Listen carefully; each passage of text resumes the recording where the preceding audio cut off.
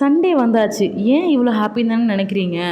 வேறு எதுக்குங்க, தூங்குறதுக்கு தான். ஹாப்பியாக தூங்கி ஏஞ்சோடனே ஒரு கோலம் போட்டாச்சு. இன்றைக்கி என் கசின் சிஸ்டர் வீட்டுக்கு வரா. ஸோ அதனால் அவளுக்கு பிடிச்ச கோல் காஃபி போட்டு வச்சுட்டேன்.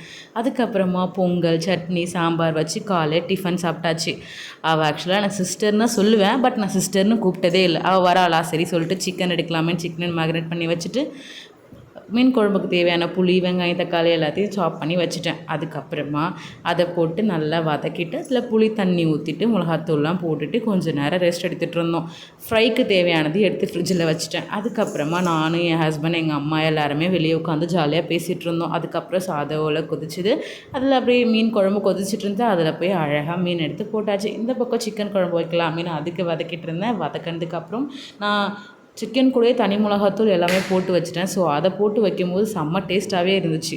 அதுக்கப்புறம் எங்கள் அக்காவுக்கு ஒரு பையன் இருக்கான், அவன் பேர் லக்ஷு. அவனுக்கு சாப்பாட்டுக்கு கேரட் வேக வச்சாச்சு. ஃபைனலி அவள் வந்துட்டாள். அவள் வந்தவொடனே எனக்கு செம்ம ஹாப்பியாக இருந்துச்சு, சொல்லவே வார்த்தை இல்லை. அதுக்கப்புறம் எங்கள் அக்கா பையன், அவனை பார்த்தவொடனே ரொம்பவே ஹாப்பி ஆகிட்டான். அவன் கூட ஜாலியாக ஃபன் பண்ணிகிட்டு இருந்தேன். முன்னாடி அக்கா, அதுக்கப்புறம் அக்கா பையன்தான். அழகாக வீடியோலாம் பார்த்துக்கிட்டு மாமா கூடலாம் ஜாலியாக பேசிட்டு உட்காந்துட்டு இருந்தோம். அதுக்கப்புறம் வந்தவங்க எல்லாத்துக்குமே கோல்ட் காஃபி கொடுத்தாச்சு. கோல்ட் காஃபி கொடுத்தோடனே மீன் எடுத்து வறுக்கலாமே வறுத்துக்கிட்டு இருந்தோம். அவளும், ஐயோ உனக்கு முன்னாடி சமைக்கவே தெரியாத, இப்போ இதெல்லாம் நீ செஞ்சியா அப்படின்னு ஆச்சரியமாக பார்த்தாங்க.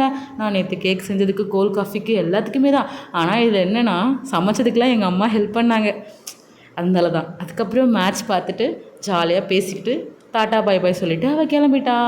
ரொம்பவே ஃபீலிங்காக இருந்துச்சு அவள் கிளம்பும் போது. எங்கள் டே ஃபினிஷ் ஆகிடுச்சு.